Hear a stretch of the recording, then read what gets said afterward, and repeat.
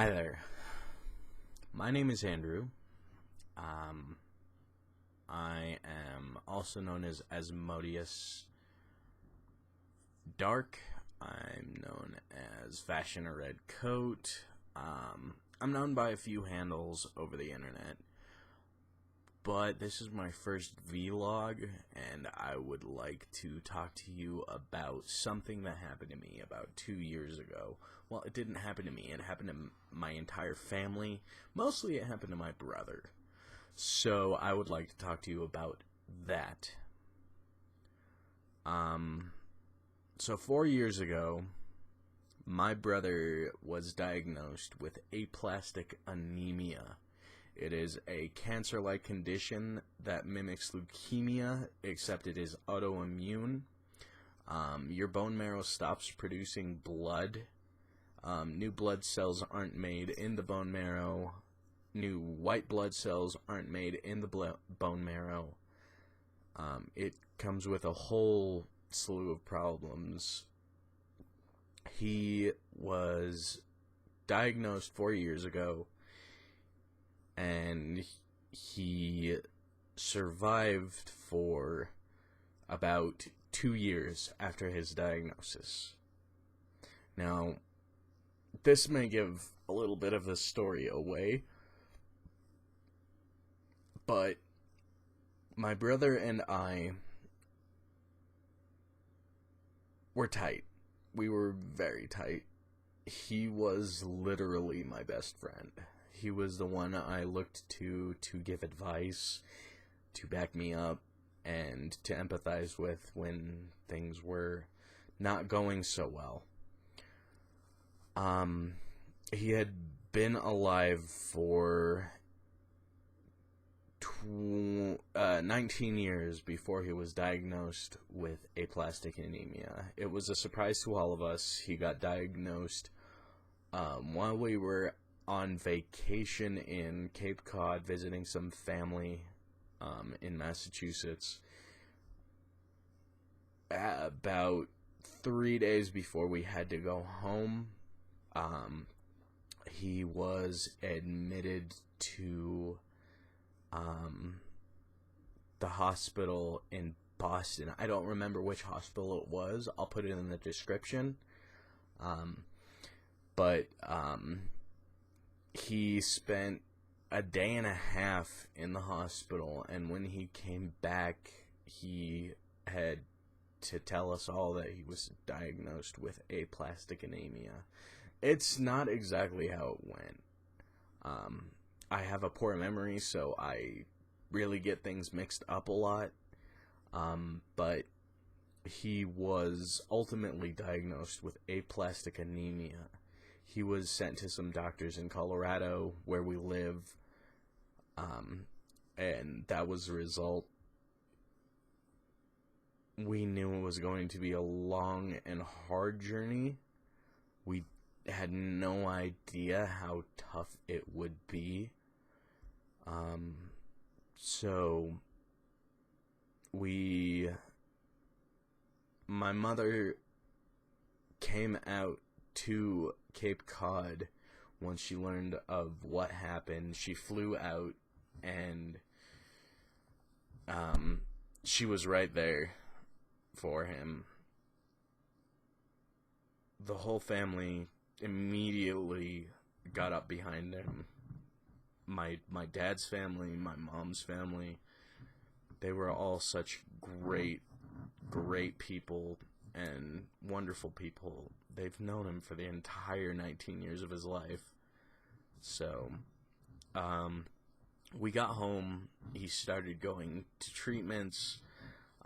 He started getting blood transfusions because that's the only way you can fight it off. He saw a phlebotomist at least 2 times a week. So 1 year of that, and he was admitted into the hospital at Presbyterian St. Luke's here in Colorado, in Denver, I believe. And he started going into the treatment program. The treatment for this is chemotherapy, which is basically poisoning your body to kill something that isn't supposed to be in your body. They were, I don't remember exactly what the goal was. They immunosuppressed him. He spent 1 year in the hospital fighting life and limb to stay true to his fiance, to our family, and hopefully to himself to try and make it out of this. He went a year, and there was a lot of drama, and there was a lot of angst behind the whole thing. But I'm not going to get into that. Maybe I'm going to save it for another video. But 1 year in the hospital on his 22nd, shortly after his 22nd birthday, he unfortunately passed away.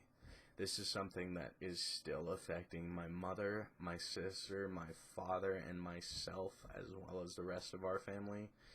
And I wanted to share some of the better memories of my brother and the good times we had with you guys. We had spent our whole lives pretty much together until he went to college. He was such a good kid. He was pretty much honor rolls throughout his entire life in school. He got a job at like 17. He got a car like right after that. He was one of those people that was going places, and unfortunately that was cut way short. I'm so glad we got 2 more years to spend with this kid before he passed away. His name was Tyler. My name is Andrew, by the way. He had so many friends. He touched so many people. He was an amazing musician. He was an amazing person, and he was an amazing brother. And I wanted to put this on the internet as kind of a catharsis. Something to get my mind straight, get my heart straight. I've been living with the death of my brother for 2 years now, and I miss the heck out of him. He was one of the coolest people you'll ever know, one of the most creative, one of the most outgoing, one of the most friendly people. And I try to keep that alive in myself every single day. I try to be a great person. I try to be a good friend. I try to be a compassionate and loving and caring person. But I don't think I could ever live up to what he put out there into the world. I'm not really sure where to go with this video. I'm not really sure what I'm going to say, but I'll just start somewhere. So we grew up in Westminster, Colorado. We both went to Mesa Elementary School. He was 3-4 years behind me. By the time I was graduating, he was in 2nd grade. So we didn't really get a lot of time to hang out at school, but we made up for that at home. We both grew up watching Power Rangers and Digimon and Pokemon and all of those childhood pastimes that you wouldn't think are really of consequence, but it really meant something a lot to me. And we watched Dragon Ball Z, and we acted it out, and we had so much fun, and we were very, very close. He and my sister were also very close. my sister and I didn't get along for most of our childhoods, but Tyler and Hannah, those are my siblings. Tyler is the one who passed away. They were very close, and it affected my sister a lot, and I really want to see her kind of move past that. But that's getting into a whole other subject. Continuing with, what we used to do. We used to play outside a lot. We used to climb trees. We used to go to a secret place, like right next to the golf course, which was by the park, which was near our house, Carol Butts Park, just off of 92nd and Federal. It was right by where we went to elementary school. I remember bringing a meatloaf that my mother made to the park, to our secret spot, which was hidden by a copse of trees, and it was just far enough off the golf course for nobody to notice, but for us to go into the creek next to our secret place to pick up golf balls and try and sell them at the golf course. And of course we told people they were water balls, but we really didn't sell any. But I had like a big bin of golf balls for the longest time because I knew my uncle had started golfing. But we were very, very close. We spent pretty much every day together. We talked all of the time. We watched movies. We watched Lord of the Rings about 1,000 times after it was released on DVD. I even got the collector's edition to give to him for his birthday one year, and he really liked that. But yeah, a lot of time and a lot of love went into this kid, and I really miss him.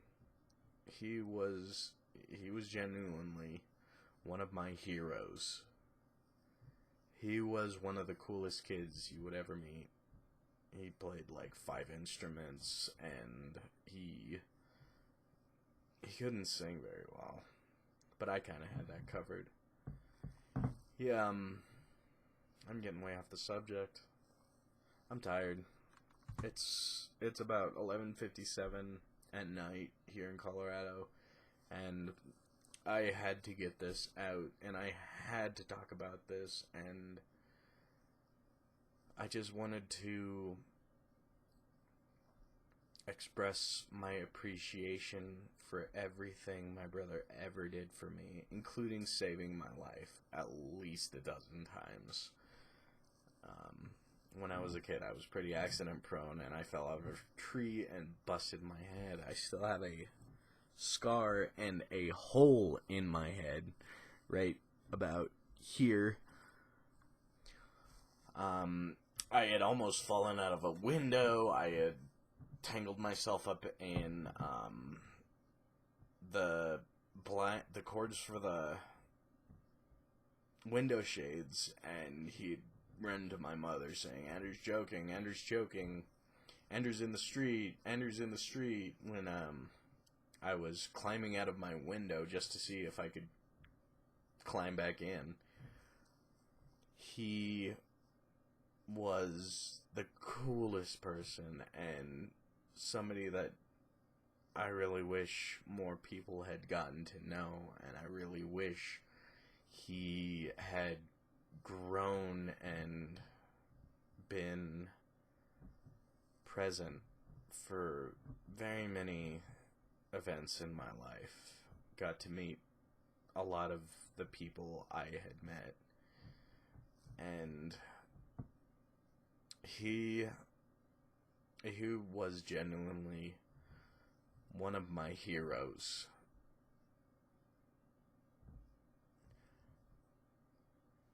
This losing a brother, losing somebody that's been around for your entire life is a very, very hard thing to deal with. He's been gone 2 years, and I swear I can still hear him cheering me on when I'm doing well, and I can imagine him